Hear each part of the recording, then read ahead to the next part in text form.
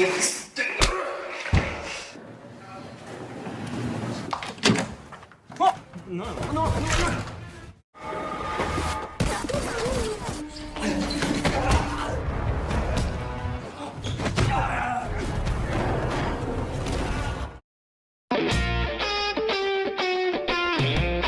Slur, pripun kabare? Masih bersama saya Cipto Haryono yang akan selalu menemani hari-hari kalian yang lagi gabut dengan film-film yang sangat ciamik. Dan untuk film kali ini berasal dari Jepun ya lur, alias Jepang, dengan judul A Janitor, rilis tahun 2021. Mempunyai cerita yang cukup seru, di mana ada seorang pemuda yang sudah dilatih sejak kecil oleh seorang yakuza untuk menjadi seorang pembunuh yang terlatih, mau tidak mau harus menyamar di sebuah sekolah sebagai petugas kebersihan untuk melindungi putri dari pemimpin klannya. Namun suatu hari klan yang saat ini ia naungi terjadi perpecahan akibat perebutan kekuasaan dan memaksanya untuk ikut terlibat dalam sebuah pertarungan sengit. Lantas apakah si petugas kebersihan ini bisa selamat dari konflik para yakuza? Hayuklah langsung saja kita simak ke alur filmnya.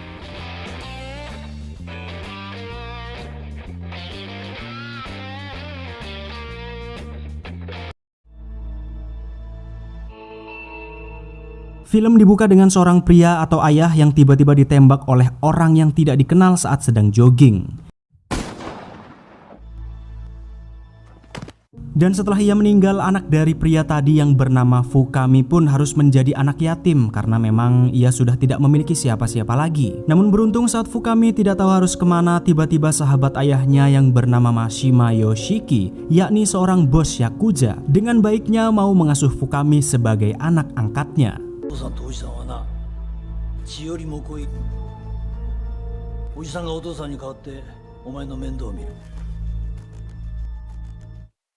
Sekitar 20 tahun kemudian, Fukami yang dirawat oleh Mashima kini bekerja di sebuah sekolah menengah atas alias SMA sebagai seorang OB atau petugas kebersihan. Namun di sekolah itu Fukami bukan benar-benar bekerja sebagai petugas kebersihan, melainkan ia berada di sana karena ditugaskan untuk melindungi putri tunggalnya Mashima yang bernama Xiaowe atau Yui. Dan walaupun Fukami selama ini diasuh oleh Mashima yang seorang yakuza, dalam tugasnya melindungi Yui, Fukami tidak diperbolehkan menunjukkan identitasnya sebagai seorang yakuza di hadapan orang lain, yang akhirnya berakibat ia harus rela dirundung oleh beberapa murid badung di sekolah itu.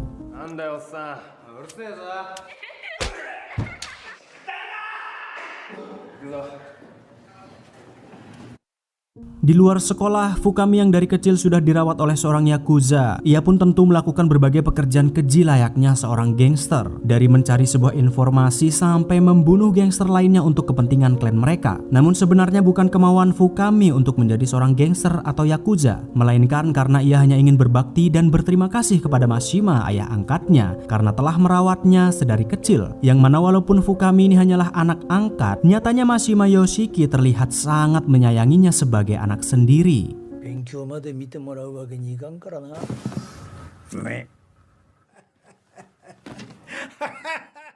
Setelah Fukami menyelesaikan tugasnya, ia yang saat itu hendak kembali ke sekolah untuk menjaga Yui, tiba-tiba bertemu dengan seorang yakuza yang bernama Nishimori. Dia adalah calon bos yakuza selanjutnya yang akan menggantikan Mashima, yakni bos generasi ke-6. Namun entah kenapa Nishimori ini terlihat sangat membenci Mashima dan juga semua anak buahnya termasuk Fukami.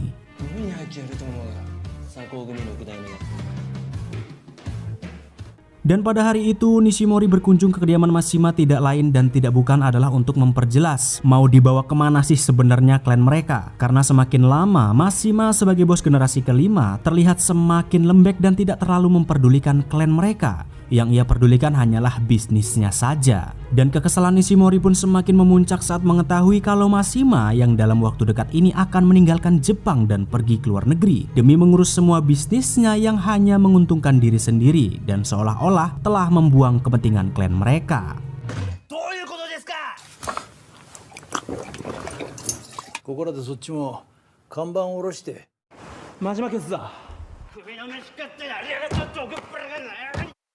Di sekolah, Fukami yang terus mengawasi Yui sebagai petugas kebersihan pun terus menjaga jarak dengannya karena Yui sendiri sebenarnya tidak mengetahui kalau Fukami adalah anak angkat ayahnya. Namun tugas Fukami mengawasinya agak sedikit ringan karena ada teman pria Yui yang bernama Hiro yang selalu berada di sisinya. Yang mana Hiro ini adalah anak dari salah satu klan gangster di Jepang. Ya, jadi tugas Fukami pun jadi agak sedikit ringan.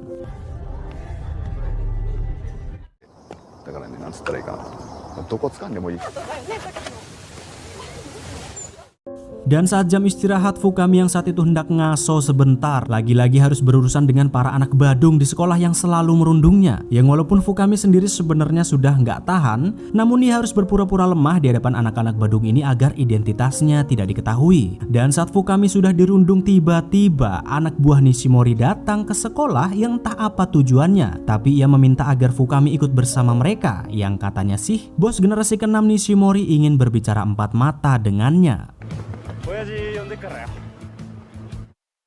Setelah sampai di kediaman Nishimori, ternyata ia mengundang Fukami ke sana adalah untuk membahas ayah angkatnya, yakni Mashima Yoshiki yang hendak pergi ke luar negeri dan meninggalkan Jepang. Rupa-rupanya ia mengetahui alasan kenapa Mashima ingin meninggalkan Jepang, yakni karena Mashima sendiri hendak menguras semua aset-aset klan mereka dan membawanya kabur ke luar negeri. Ditambah lagi Nishimori meyakini kalau Mashima akan membinasakan semua klannya sebelum ia pergi ke luar negeri, termasuk Fukami. Namun karena Fukami sendiri tidak percaya dengan cerita tersebut, Nishimori pun memberitahukan sebuah rahasia yang selama ini hanya diketahui oleh para petinggi klan yang akan sangat mengejutkannya. Yang ternyata orang yang telah membunuh ayah Fukami 20 tahun yang lalu adalah Mashima sendiri, ayah angkatnya. Majimaだ。出世するためには、たとえ親兄弟、時代らしいしのぎに舵を切りてえ。なんで今になって。Yap, ternyata ayah Fukami dahulu adalah seorang bos generasi keempat dari klan mereka. Dan pada saat itu Mashima membunuh ayahnya adalah untuk merebut tahta sebagai bos generasi kelima. Yang mana sebenarnya menyingkirkan pemimpin sebelumnya untuk merebut tahta adalah sesuatu yang sangat lazim dan lumrah di kalangan Yakuza. Namun entah kenapa Mashima setelah membunuh ayahnya, ia malah dengan sengaja merawat Fukami sebagai anak angkatnya. Yang jelas tujuan Nishimori memberitahukan fakta tersebut adalah agar Fukami mau membantunya menyingkirkan Mashima, supaya ia bisa segera mendapatkan tahta sebagai bos generasi ke-6 seperti yang dilakukan kepada ayah Fukami. So,俺が6代目。真島を取る。今日はゆっくり休めよ。Setelah mendengar cerita tersebut, Fukami yang sangat marah pun lantas mendatangi Mashima untuk bertanya langsung apakah benar kalau dia yang telah membunuh ayahnya. Dan setelah Fukami datang dengan murka, ternyata Mashima membenarkan kalau dialah yang telah membunuh ayahnya 20 tahun yang lalu. Namun kedatangan Fukami kepadanya dengan fakta tersebut, Mashima bahkan tidak melarang Fukami untuk membunuhnya. Ia malah dengan senang hati jika harus mati di tangan Fukami. Namun walaupun Mashima sudah menyerahkan nyawa kepadanya, Fukami malah tidak bisa membunuh ayah angkatnya tersebut karena sudah menganggapnya sebagai ayah sendiri. Dan karena terlalu lama Fukami menarik pelatuknya, tiba-tiba anak buah Nishimori pun datang dan langsung membunuh Mashima.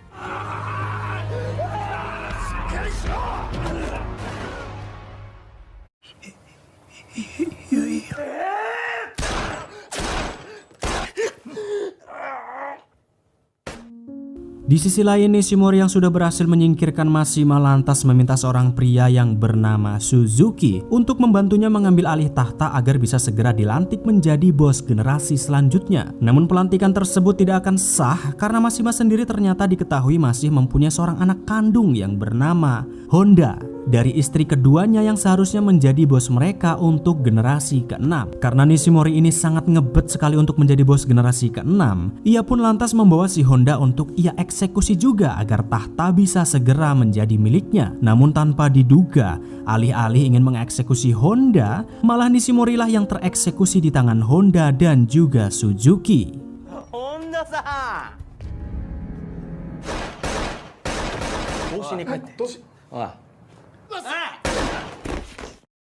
Setelah Mashima dan Ishimori tewas, Honda lantas datang ke sekolah untuk mencari Yui dan juga Fukami untuk menangkap mereka. Yui hendak ditangkap hidup-hidup karena Honda ingin memaksanya untuk membuka sebuah berangkas milik ayahnya. Karena mungkin selain Mashima, putrinya Yui juga mengetahui kode berangkas tersebut. Sedangkan untuk Fukami, Honda akan mengeksekusinya karena mengira jika dibiarkan hidup maka Fukami akan menjadi ancaman. Karena mungkin ia juga mempunyai sebuah informasi rahasia yang bisa menghancurkan klan. Dan karena mereka tidak ingin terendus oleh pihak kepolisian, Honda pun menyewa 9 pembunuh bayaran yang gak terlalu profesional untuk membunuh Fukami. Di antaranya ada kakek-kakek sniper, 2 pasangan les biola, 2 pemuda yang banyak gaya, 1 pria culun dengan sepucuk pistol, 2 orang preman dan juga termasuk Inauka anak buah Honda.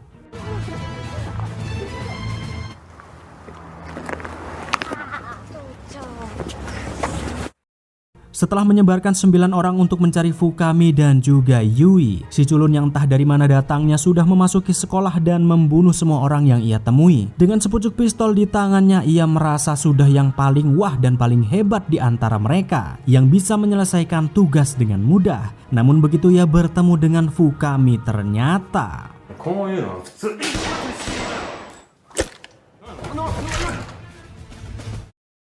sementara itu para pembunuh bayaran lain, yakni 2 pemuda yang banyak gaya, ternyata sudah berhasil menemukan Yui yang saat itu bersama Hiro. Tanpa basa-basi mereka pun langsung menyeret Yui untuk diserahkan kepada Honda. Namun beruntungnya Hiro yang saat itu ada bersamanya masih bisa melindungi Yui.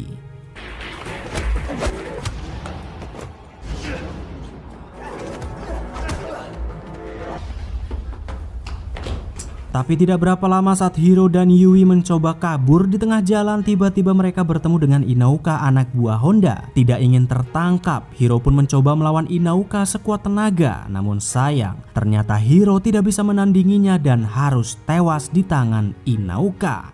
Dan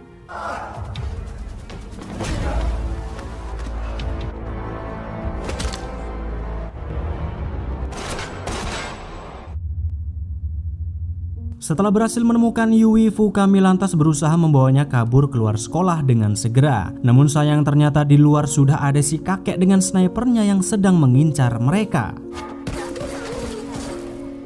Tidak ingin mati konyol di tangan si kakek, Fukami lantas membawanya kembali ke dalam sekolah untuk mencari jalan lain. Namun karena Yui sendiri tidak mengenal Fukami sama sekali, ia pun meminta penjelasan dari Fukami tentang siapa dirinya dan kenapa orang-orang mengincar mereka. Fukami lantas memberitahukan dengan singkat kalau sebenarnya ia adalah anak angkat ayahnya yang selama ini ditugaskan untuk menjaganya. Fukami juga memberitahukan kalau ayahnya saat ini sudah tewas akibat perebutan tahta, maka dari itu mereka harus segera kabur dari sana. Namun sayang, karena terlalu lama bercerita, pembunuh bayaran lainnya, yakni 2 pasangan les biola, malah berhasil menemukan mereka.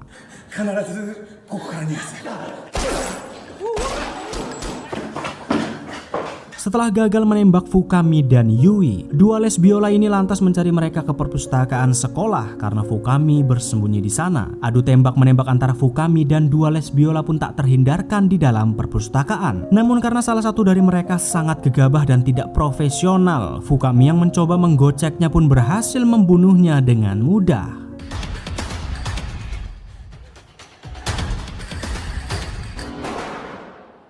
Sementara itu setelah kekasihnya tewas, si les biola yang tidak terima lantas langsung menghampiri Fukami untuk berduel dengannya. Yang walaupun ia hanyalah seorang wanita yang terlihat urak-urakan, nyatanya wanita tersebut berhasil membuat Fukami kewalahan, bahkan hampir saja ditikam olehnya. Namun karena memang Fukami sudah terlatih sejak kecil untuk menjadi seorang pembunuh profesional, akhirnya Fukami pun berhasil mengeksekusi si wanita les biola tersebut.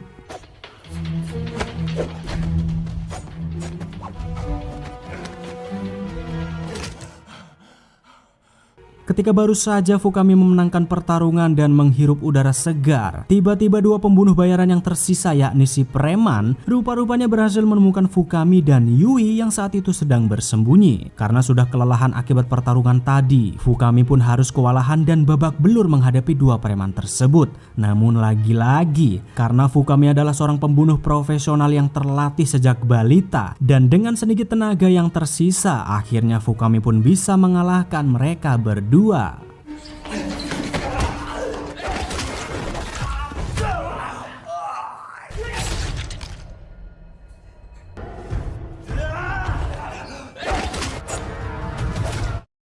Namun setelah Fukami babak belur gak karu-karuan, tiba-tiba lagi dan lagi Fukami harus menghadapi Inauka, anak buah Honda, yang ternyata ia belum tewas saat ditembak tadi. Dengan sisa tenaga yang Fukami miliki, mau tidak mau ia harus beradu tinju dengan Inauka untuk bisa melindungi Yui.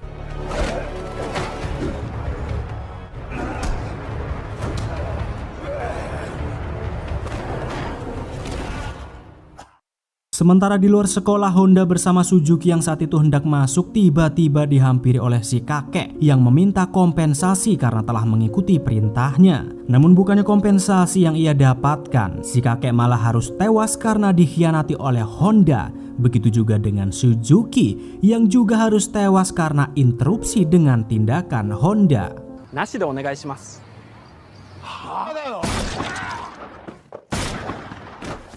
Setelah semua orang tewas, Honda dengan sepucuk pistolnya lantas pergi masuk ke dalam sekolah untuk mengeksekusi Fukami yang saat itu masih beradu tinju dengan Inauka dan langsung menembaknya.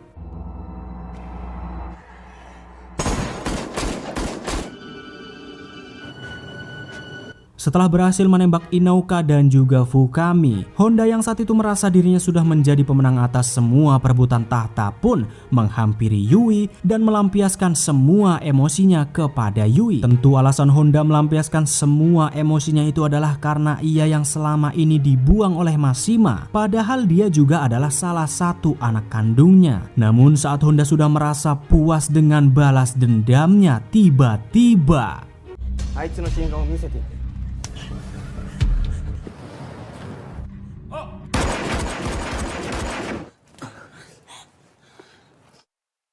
setelah berhasil membunuh Honda dan semua orang yang mengincar mereka, Fukami yang saat itu sudah sangat babak belur lantas meminta Yui untuk segera membunuhnya. Permintaan itu tentu dilakukan karena Fukami merasa bersalah kepada Yui karena telah membunuh ayahnya, Mashima, untuk membalas dendam atas kematian ayahnya 20 tahun yang lalu. Namun walaupun Fukami sudah memberitahukan semua kebenaran tersebut kepada Yui, nyatanya Yui tidak bisa membunuh Fukami dan memintanya untuk terus hidup agar ia bisa selalu melindunginya seperti permintaan terakhir ayahnya sebelum tewas di tangan Fukami.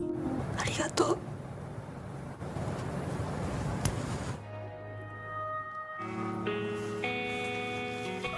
Tamat. Dan itulah dia A Janitor. Lumayan keren lah filmnya lur. Walaupun gak terlalu brutal dan beradrenalin, tapi cukup keren lah untuk ditonton sambil rebahan. Yowes, segitu aja dulu rangkuman film kali ini. Silakan subrek, like, dan komen kalau kalian suka. Sampai jumpa di alur film selanjutnya. Dan ciao.